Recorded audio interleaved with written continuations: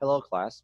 So on this video, we'll continue talking about general solutions of an ODE. We're still in chapter 1, section 2 in the book. Now, before I get to the new things, let me just remind you what we did in the previous videos. So in the previous videos, or the previous video, we talked about what a general solution for an ODE, or a differential equation, is. In particular, a general solution is an expression that contains all possible solutions.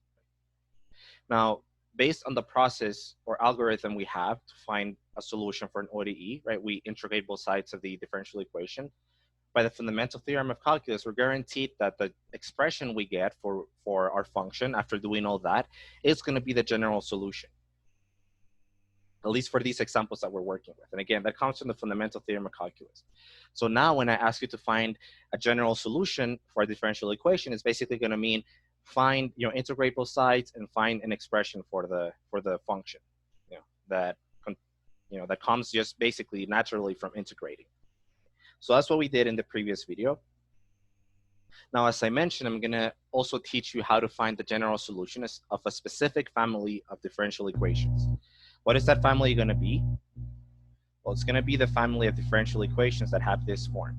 dy dx equals a constant times y plus c.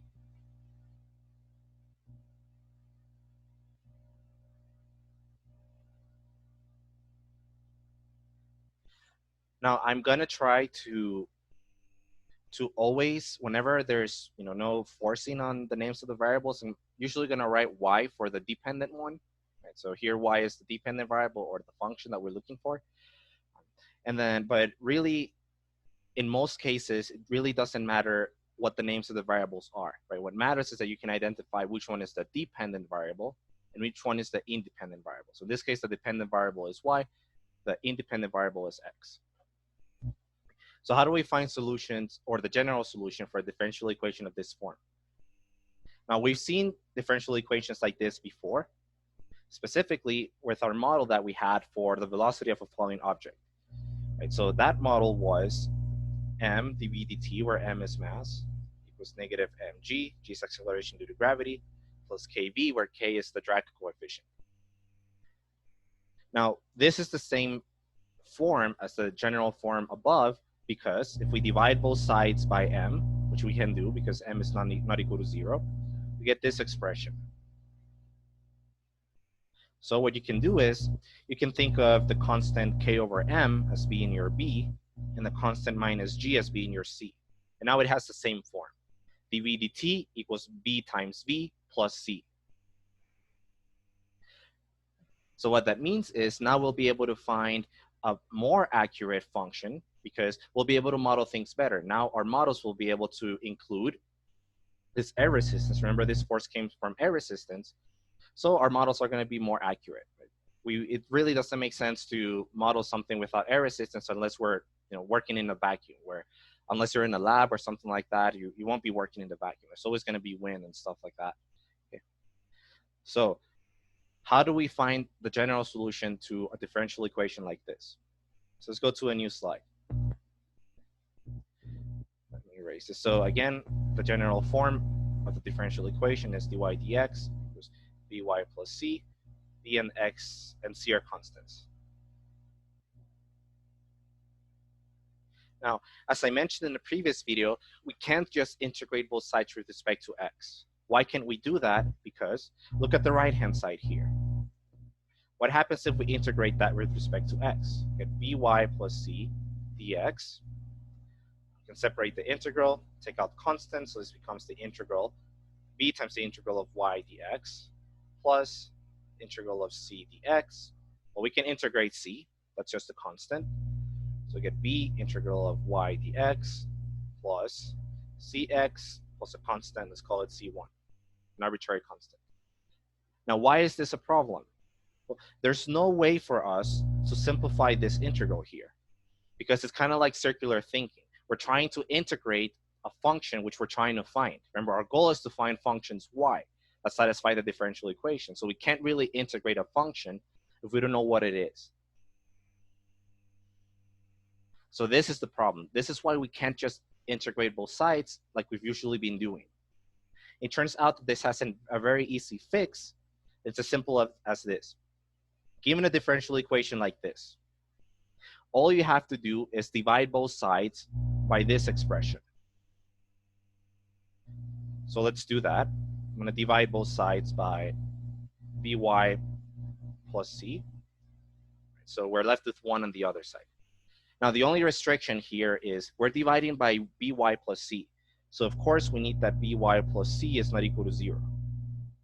So it could be 0 for some values of x. Remember, y is a function of x. But as long as it's not 0 everywhere, we can work with this. Because, again, we can't divide by 0. Now, I claim that now we can just integrate both sides, and it actually works out.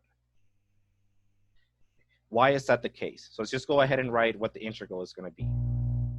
So we integrate both sides, dy dx divided by by plus c. Integrate it with respect to x, right? Because that's the variable we're differentiating with respect with, equals the integral of 1 dx. Now the right-hand side is easy to find, right? It's just a constant. The integral of a constant, well, in this case, it's going to be x plus the constant of integration. Let's call it c1, some arbitrary constant of integration. Now, why can I now integrate the left-hand side? Well, the reason is this. If you remember in Calc 1, you learned about differentials. In particular, you should have learned that the differential dy is defined as y prime, or let me write it like this so it matches our notation. The differential dy is defined as dy dx times dx. Now, dx represents an infinitely small change in the x direction, or the x-axis. And what's dy? Well, dy is it's an approximation for the change of in the function as you have this small change happening in x. Another way you can think of it is as this dy is exactly the change in the linearization instead of the function instead of the actual function. That's something you should learn in Calc 1. I think it's important. I think you can go back and review it. It's just go to your Calc 1 book and you should be able to see it. It's a very important concept because we use differentials all the time. For this, though, what's really important is that we know, or you remember, that dy has this expression in terms of differentials. Why does that help us? Well, if we plug that in, this whole thing here just becomes dy, right? By definition, right? dy is equal to that. So this becomes dy over by plus c equals x plus c1. Now, why is this good? Because now we're integrating with respect to the variable y. What does that mean? For our purposes, even though y is a dependent variable, for the purposes of integration, we can think of y as an independent variable, meaning that you can just integrate this expression as you would in Calc 1. Okay, so let's do some work for that. Just as a reminder of how to integrate something like this. You'll have to remember how to do a u substitution. But the idea is this. So you have the integral of dy over by plus c, which sometimes students get confused with this. This is the same as by plus c dy, right? They mean the same thing. Now, how do you solve this, or how do you find the integral or an antiderivative? You have to use the u substitution. You let u be by plus c. Now, you should have learned this in Calculus 1, but let me or Calculus 2, let me review it a little bit. You want to use the u substitution when you have something that looks like a function and its derivative. Here, the function u equals by plus c. If I take its derivative with respect to y, I get a constant. So this looks like a function u. This is a constant, so this looks like its derivative. So basically, that's the idea. That's what you want to think in terms of when you use the u substitution. Okay? So going back, if u equals by plus c, then du equals, and again, we take the derivative with respect to y. Remember, for the purposes of integration, y is the independent variable now. So we take the derivative with respect to y, it's just b, and remember, you always add dy at the end. Now, we're just going to solve for dy in terms of du. So divide both sides by b, so du over b equals dy. And then again here, we have to assume that b is not equal to 0, because we can't divide by 0. What does that mean? Well, now with this u substitution, our original differential equation, original integral, becomes 1 over u.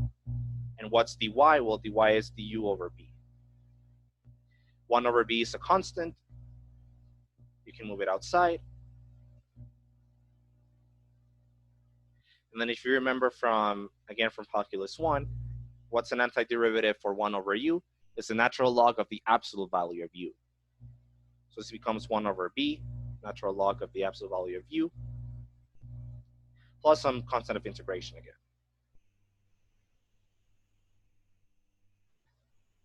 Now, we can just simplify a little bit. We can distribute the 1 over b. So this becomes 1 over b, ln of the absolute value of u, plus 1 over b times an arbitrary constant. But as I mentioned before, whenever we're dealing with arbitrary constants, we can just combine them and get a new arbitrary constant. So even though b is fixed, hence so is 1 over b, that's a specific constant. When you multiply a specific constant by an arbitrary constant, then the whole product is arbitrary. So for our purposes, we can call c2 times 1 over b, we can just call it, give it a new name as an arbitrary constant c. So again, I'm doing this thing of combining arbitrary constants. Then we can substitute back in. U was equal to by. Oh, I'm using c already for a constant, sorry. So let's not call the constant of integration c, let's call it a new constant c3. So that's what that integral is. And again, you have to remember how to do u substitutions. So going back to our expression here, we substitute that in for this integral. So the integral of dy over by plus c, we saw is given by 1 over b, natural log of by plus c, plus an arbitrary constant c3 equals x plus c1. Now, just as before, I have c3 here, c1 here. They're arbitrary constants. I'm going to combine them into a single arbitrary constant. So I have 1 over b, natural log of the absolute value of by plus c equals x plus, let's call it c4. Now our goal is to find functions y that are solutions, right? So all we have to do is solve for y in this expression. Right? It's an algebraic expression, just solve for y. So this is going to be some algebra exercise. So first, let's get the natural log by itself. So multiply both sides by b, 1 over b. So we have 1 over b, so multiply both sides by b. So get bx plus b times c4. Again, c4 is an arbitrary constant, so b times c4 is arbitrary. Let's call it c5. I want to get rid of the natural log. If you remember, the way to do that is by taking the exponential base e of both sides, because they're inverse functions. E and the natural log are inverse functions. So if you take the exponential base e of both sides, you get by plus c equals e to the bx plus c5. Now we want to get rid of the absolute value. If you remember from algebra, the way to do that is to multiply the other side of the equation by plus or minus. So this becomes plus or minus e to the bx plus c5. I'm going to subtract c from both sides. Negative c plus or minus e to the bx plus c5. And then finally, we divide by b. And again, as I mentioned before, we're assuming that b is not equal to 0. So our solution has the form negative c over b plus or minus e to the negative bx plus c5, where the only arbitrary constant is c5, right? C and b are given at the beginning, right? C and b are constants, but they're fixed at the beginning because they're part of the differential equation. So we have our general form. Based on the work that we did, any solution for this differential equation is going to have this form right here. That means that this is the general solution. So y equals negative c divided by b plus or minus e to the bx plus c to c sub 5. That's the general solution. Now, I'm fine if you leave this like this. This is perfectly fine. In the book, they'll do a little bit more work. Let me show you that just real quick. So what they're going to do in the book is they're going to look at this whole thing. So I'm just going to focus on this part. I'm going to ignore the negative c divided by b. I'm going to focus on this. Now, using properties of exponents, this is the same as plus or minus e to the bx, e to the c sub 5. Remember, you adding exponents is the same as multiplying with the same base. Now, notice that e to the c sub 5 is arbitrary, right? Because c5 is arbitrary. Plus or minus is a constant. It's either plus 1 or minus 1. So what they do in the book is that they combine all of these constants. They combine e to the c to the sub 5 with plus or minus 1, and they combine it into a single constant. Let's call it c6.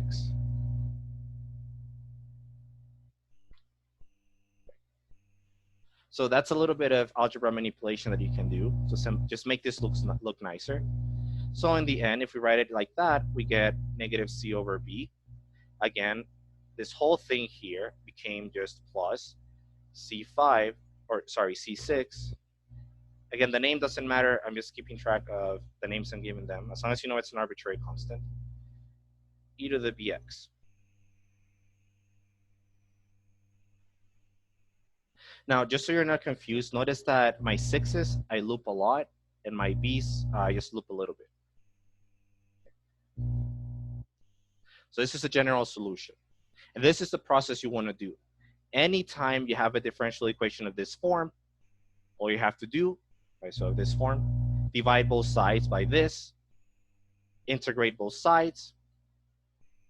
Now, the way you want to remember it, so another way you can remember how this becomes this, and this is usually how you would see it in other classes that are not math focused, is you would think, people would say, oh, you have dx, dividing by dx and multiplying by dx, so those cancel. That's kind of wrong to say because you have to be careful how you work with differentials. Again, dx is not a fixed quantity. It's a quantity that's getting smaller, smaller, and smaller. So you have to be careful. But if it helps you to remember, just think of canceling the dx on the bottom and the dx on the top. So basically divide both sides by the right-hand side, integrate the left-hand side with respect to y, the right-hand side with respect to x, right, as we did above. And that's the process. That's how you find the general solution to any differential equation like this. Yeah. Now that we have this new tool, we can find solutions to a new family of differential equations, differential equations that look like this. What we're going to do is I'm going to give you another model. Like I mentioned, I'm going to give you a model of bacterial growth. And it actually works for population growth in general, just given some constraints or some assumptions. Okay, so I'm going to do that in the next video.